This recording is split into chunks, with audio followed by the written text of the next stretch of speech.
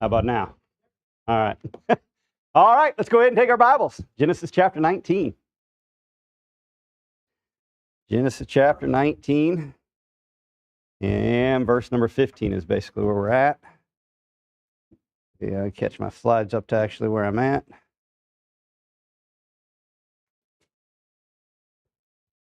So we've looked at the directing, right, in the deliverance here. And so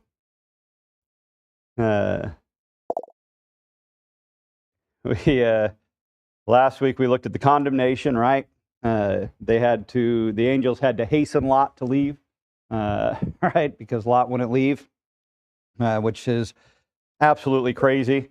The word arise, right, shows up there in verse 15. And when the morning arose, right, then the angels hastened Lot, saying, Arise, take thy daughters and take thy take thy wife and thy two daughters, which are here, lest thou be consumed in the iniquity of the city. They had to tell Lot to wake up. All right, here's a city that's about to be destroyed, and Lot's sleeping in. All right, the obligation in it was that he was told to take his wife and his daughters with him. The orders were plain, the orders were proper. All right, God's will is seldom masked, right, in obscurity, right? It's easy to find the will of God. People talk all the time about, I just wish I knew what God's will was. I just wish I knew what God's will was. More than likely, you know what God's will is. You just wish that wasn't the will of God. And so you're looking for a different will of God. And so anyways, we come into verse 15 and we see the motivation, right? Lest thou be consumed in the iniquity of the city. I don't think we covered that last week. And so we'll see a couple of things here with this. We see the sufficiency of the motivation, right? So the angels warn Lot to leave, right? The sufficiency of that warning, or the motivation to leave, right, is in that word consumed. That word consumed, according to Wilson, right, means to scrape, to clean away, to destroy, right? And so the motivation is this: hey, if you don't get out of here, you're going to be consumed along with the rest of the iniquity in this city. You need to hit the road, right? God often gives us those kinds of warnings in our lives, right? Hey, if you don't straighten up, you're going to go down, right? And so God often does that. As it is, right, Lot's going to lose everything. He's losing all of his material wealth. But he's going to save what's most important, right? He's going to rescue his family, his wife and his two daughters. Can't rescue his other daughters and his other sons, but at least he's going to rescue his wife and these two daughters. He's going to get out of there with what's really important. Over time, right, in ministry, you watch churches, right, who kind of take a different path, right? The glitz, the glamour, the gimmick. They try to start to fall in kind of with the world in an attempt to attract more people and that kind of stuff. And all of that stuff may seem like it brings people in, but in the end, right, it's just going to be consumed with the rest of the iniquity in this world. You can't play the world's game and expect to come out ahead, right?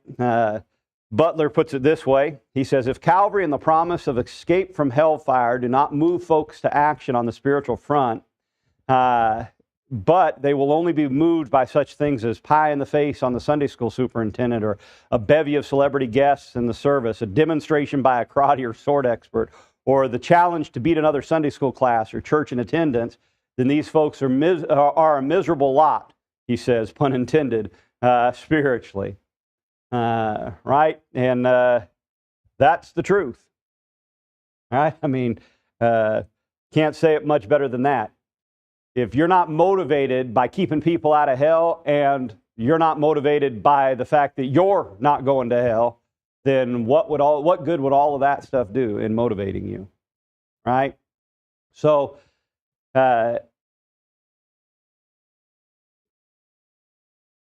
if what would you think, right, of a man who is not faithful, right, to his wife unless, right, she excites him with, some kind of crazy gimmick, right? Listen, you need to be more like, this movie star, or you need to be more like, that type of, you need to dress more like that type of woman because that's what I'm attracted to. You know what you'd say? You'd say the guy's got low character. That's what you'd say, right? You'd say, listen, you're not faithful to your wife because she's constantly having to come up with some new flashy thing to draw your attention. Right? You're faithful to your wife because you made a commitment to her. Well, it's the same thing when it comes to this thing of serving God, man, of keeping people out of hell. Listen, you shouldn't have to have contests and, big blowouts, this, that, and the other. Man, we ought to just be faithful because we've made a commitment to this thing, and He's made a commitment to us. So you see also the scope of the motivation here, right? The scope of the motivation basically is enveloped in that word iniquity there. You know what God's going to consume? He's going to consume all the iniquity in that town. And what is man outside of Christ? He's nothing but sin. That's what he is. And so, listen, you can fairly well discern what the scope of the destruction is going to be from just that word, right? You're going to be consumed with the iniquity. You're going down with everything else. Right? And fire, by the way, we see fire consistently pretty much in Scripture as a representation of purification. Right? God says, I'm going to come in and purify this town. I don't know, I can't imagine what Sodom and Gomorrah must have looked like after God, right, brought the walls down. And God went through there. But me and Sarah had the opportunity, right, of going to Pompeii when we were in Italy, which was destroyed by Mount Vesuvius, by the volcano, right? And what they tell you is this: they tell you that the first day lava flowed through town, everything was hot, right? Many people probably died just because it was so fast, and there was lava raining down, right? Hot ash coming down, and probably covered. Most of the first story, at least, of town, at the very least, right? Burnt the wood, everything else. So a lot of people died just from the smoke inhalation and everything else. But anybody that would have survived that first day from Mount Vesuvius, the second day, the gas, right, from that was still hanging in the air, as it began to cool, right? They say it probably went through town at something like 400 and something degrees. That gas would have swept through town and just burned anything that did survive alive.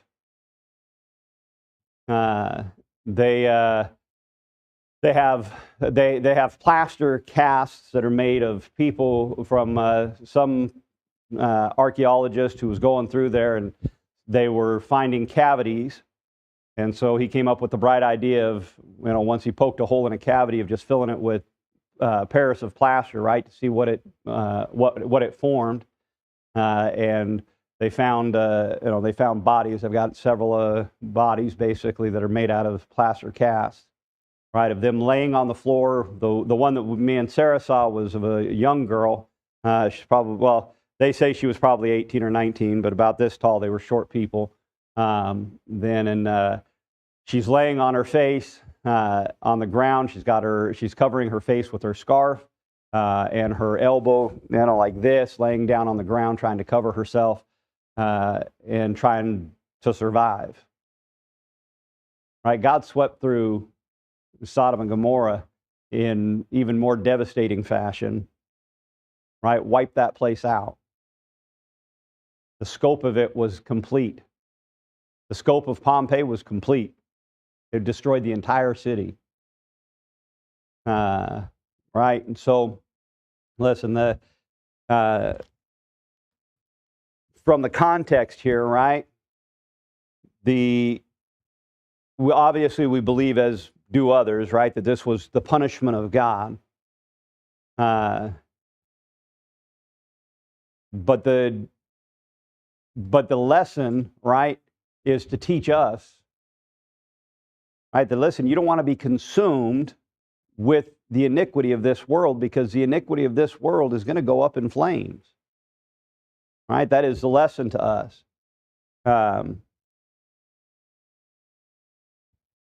Lot shouldn't have only left Sodom, right, because Sodom was going to be destroyed. Lot should have left Sodom because of the iniquity, that he was being consumed by the iniquity of the city. Right? And so the same thing is true for us, right? It's one thing to just be happy that you're not going to go to hell, but listen, you should still not want to be a part of this world. I was listening to a song by a guy this morning that he wrote. Right, he's an actually meth addict that got saved and makes music now. But he's singing "Come Jesus Come." Right, we've been waiting so long. But the song, the last verse of the song, he says, "Because I know this world is not my home." Right, or it doesn't feel like home. And listen, that's what it ought to be for us. This shouldn't feel like home. And the more that you are consumed with the iniquity of this world, the more that this world feels like home. Right? And that's why Lot had a hard time leaving. It's hard to leave your home. Lot's home was in Sodom. Lot was consumed with it. Revelation chapter 18, verse 4 says, "And I heard another voice from heaven saying, Come out of her, my people, that ye be not partakers of her sin, and that ye receive not her plagues." Right? Listen, that's we know in Revelation, right? That's them being called out. Really being called out of the great whore, basically. But that's them being called out, right? Listen, we're called out of this thing. We're not supposed to be a part of it. We're not supposed to be like it. Doesn't mean, right, that there's no pleasure to be had on earth and there's no fun to be had or any of that kind of stuff. But it means that we don't pleasure in the same things that the world finds pleasure in. Right? We've got a commitment. And so listen, sin will consume a great portion of a good life if it's allowed to, right? Lot does eventually get out of Sodom, right? But only with his physical life. If only Lot had learned his lesson the first time, right? Because this isn't the first time destruction's come to Sodom. Right? We talked about the king coming, right? And taking all of them captive. That time, right? Lot should have learned his lesson that time. If Lot had picked up and moved then, he'd have got out with his possessions and his life. But he stayed. And you know what he got out with? His life. Now what happens in our Christian lives as well? God says, hey, straighten up. And we don't. Right? You know what happens if you don't straighten up? You're going to get out of here with just your life. You'll go to heaven, right? But you're not going with anything. You've laid no treasure up, right? You've let moth and rust corrupt your treasure. And so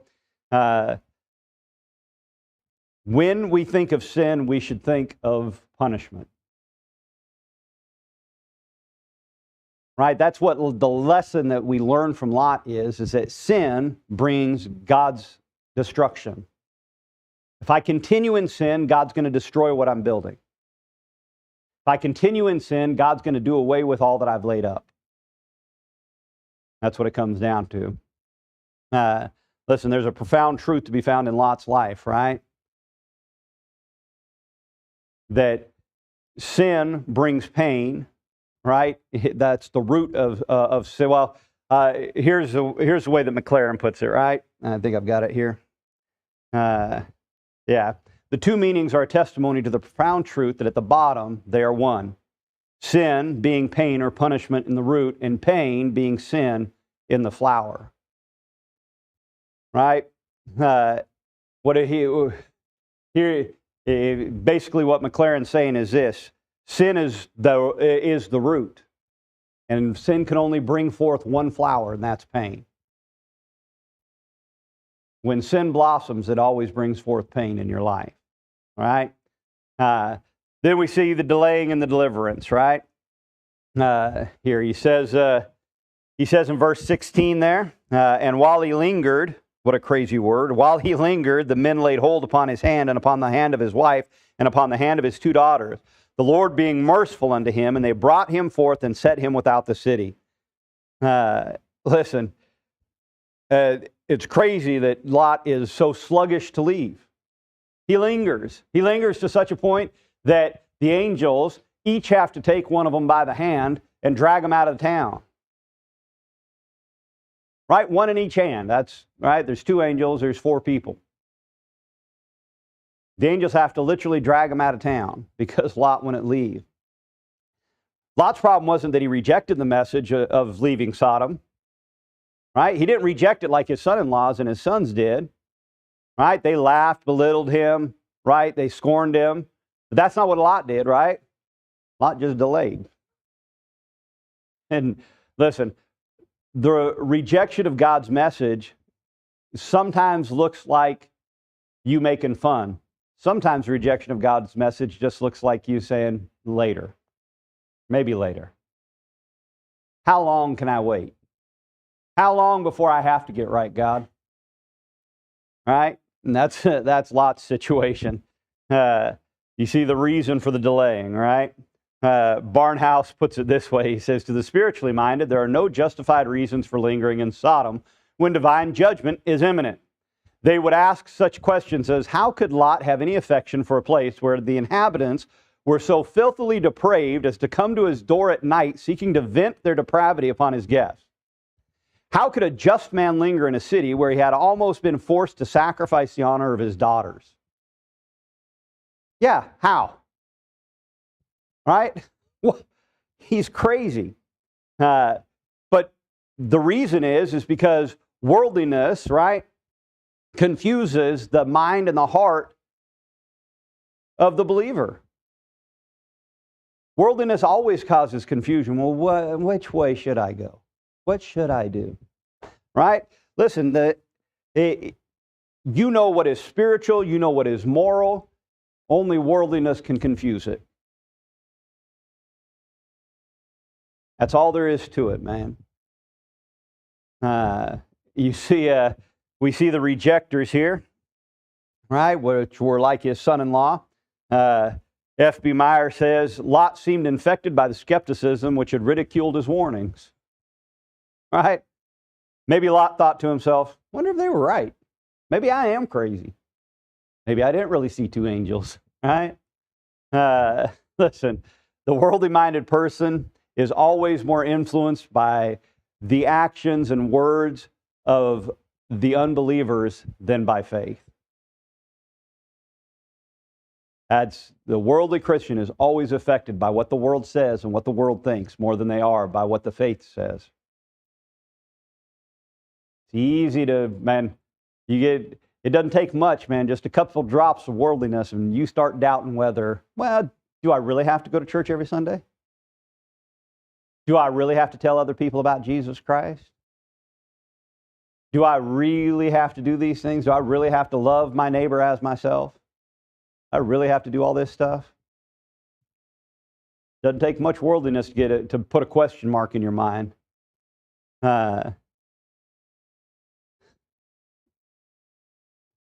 Let your affections rest on the things of this world for too long, and it won't be long, and you'll be giving credence to, and you'll be listening to the wrong people.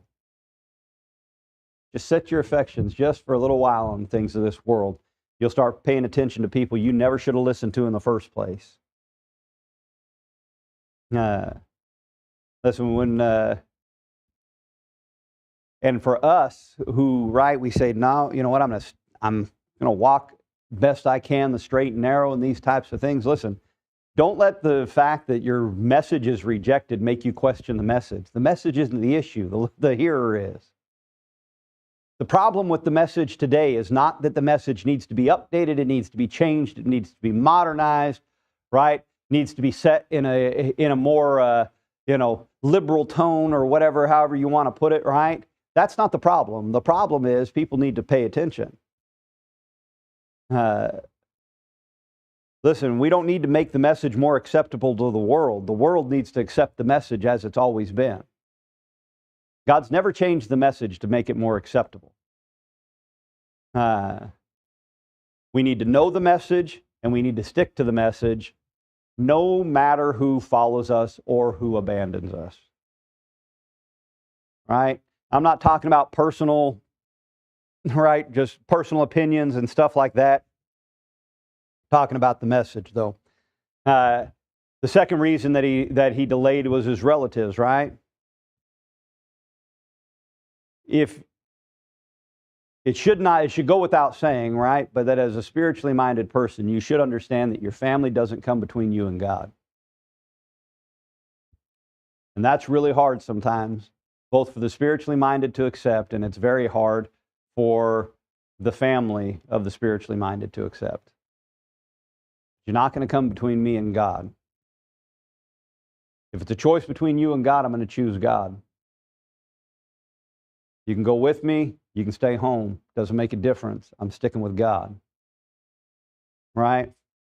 Listen, no matter how you cut it, family is not more important than the will of God is in your life. You choose your family over God, and you're going to get what only your family can get you. You're going to get a few years here on earth where you maybe feel good about yourself. But in eternity, how are you going to feel about that family that you chose over God? Listen, it's never positive. Spurgeon says this about the matter.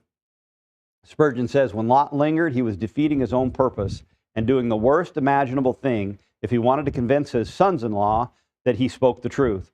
For while he lingered, they would say, the old fool does not believe it, the warning that he had given them himself. For if he did believe it, he would pack up and haste away. Nay, he would not take his daughters by the hand and lead them out of the city at once.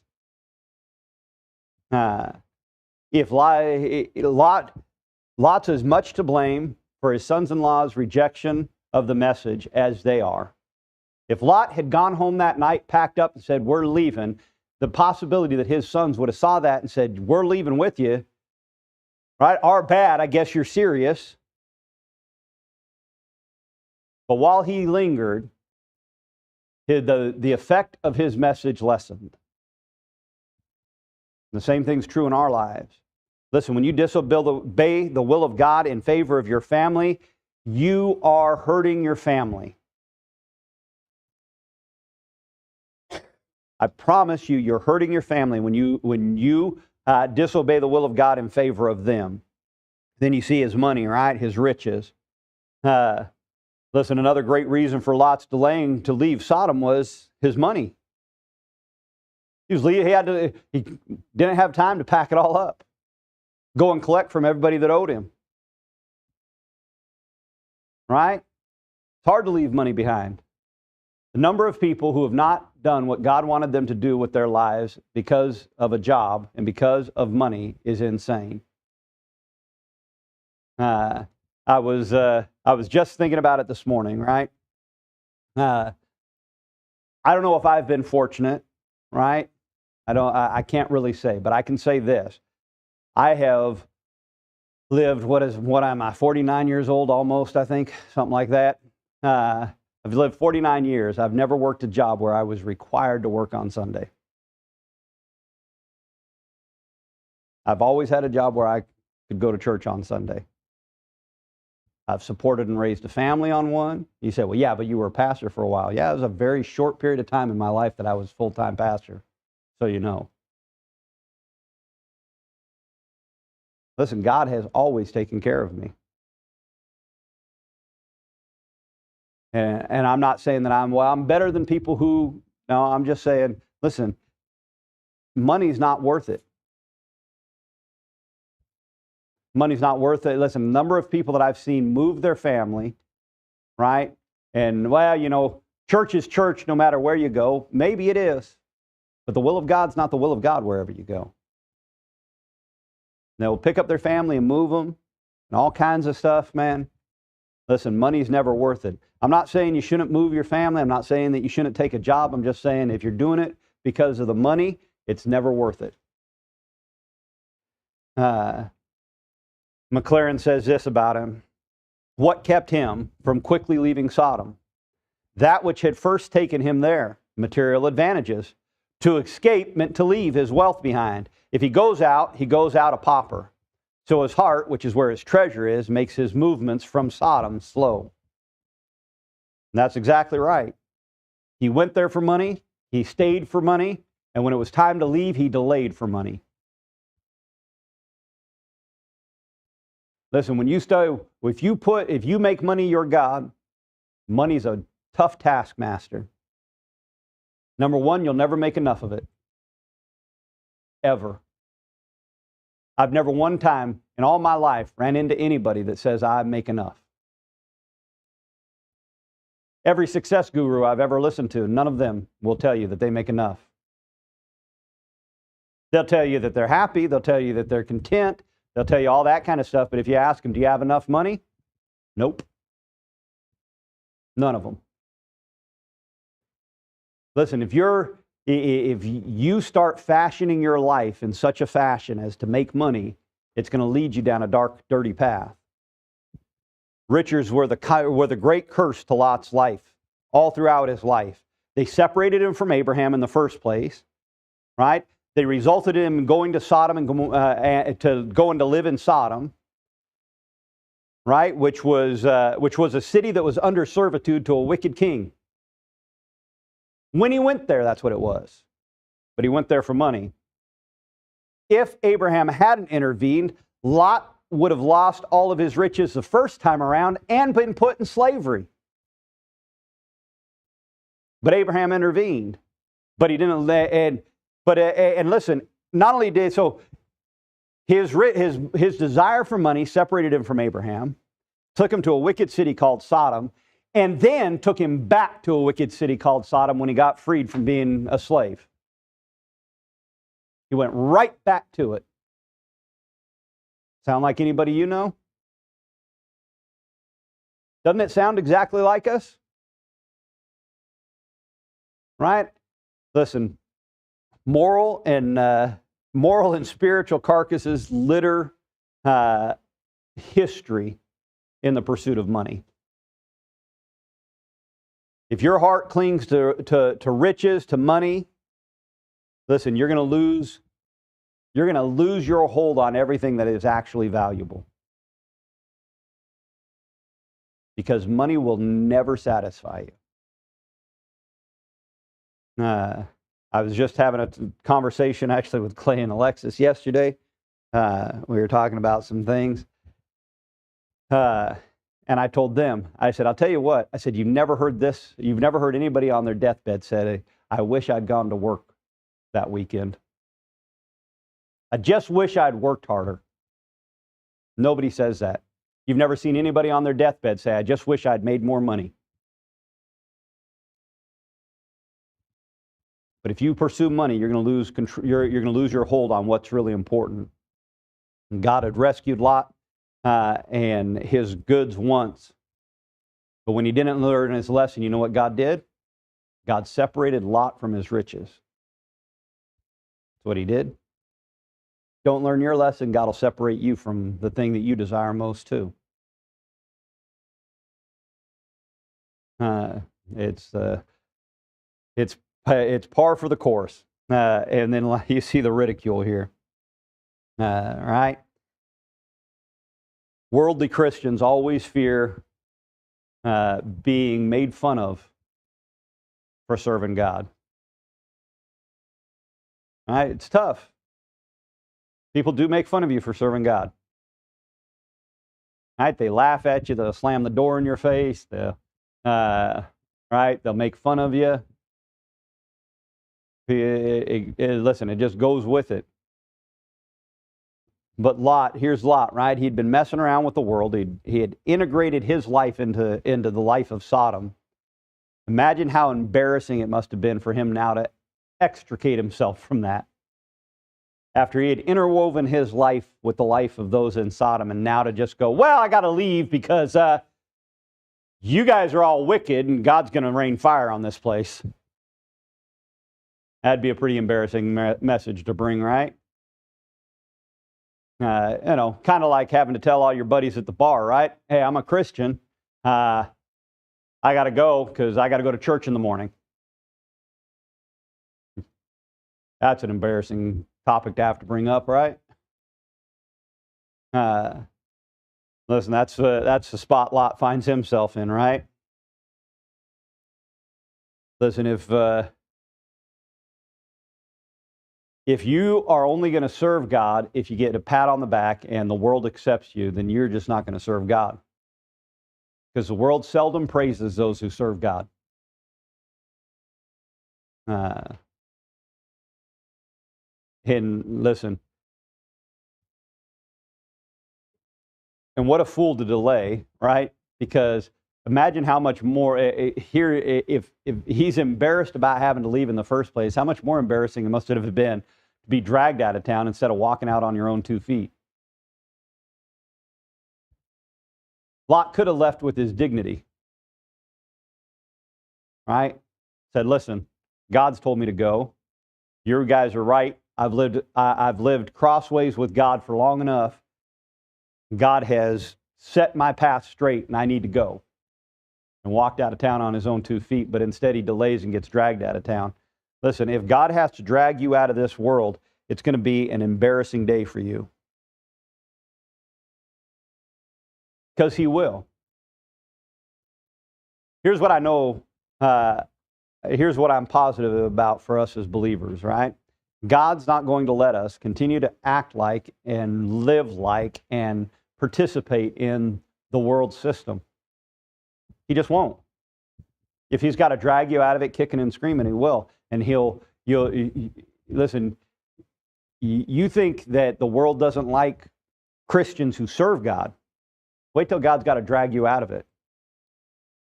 You don't want to be made fun of for serving God. Wait till God has to drag you out of it. Imagine what people are going to say then.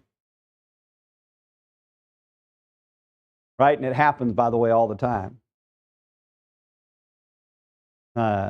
Listen, the reality is, man, Lot's made a mess out of his life, but Lot could have corrected it. Lot had the chance. The angels show up and say, Lot, fire and brimstone are coming. You guys need to get out of town. Lot could have went to his sons-in-law and his sons and said, hey, up, let's get out of here. All right. Well, you ain't never preached like that before, Daddy. You ain't never said that before, Daddy. You crazy, Daddy. Right? Lot could have said, listen, you're right. I haven't. And I haven't lived like I should have lived. And I've not been what I should have been. But I'm telling you, tonight's the night. It's time to get right. We got to go. We ain't going with you. You crazy. Lot could have gone home, could have packed up, could have walked right out the door. And the possibility that his sons-in-law and his sons would have heard the news. Lot's leaving. Lot's leaving right now. It's the middle of the night and Lot's trying to get out of here. What's going on with Lot? That they would have heard it and said, that's weird. Maybe we should get on this. Maybe we should go with him. Right? But at the very least, he'd have left with his dignity instead of being recorded in history as being drug out of town. Right? Next week, we'll pick up right there and we'll go with the response to the delay, right?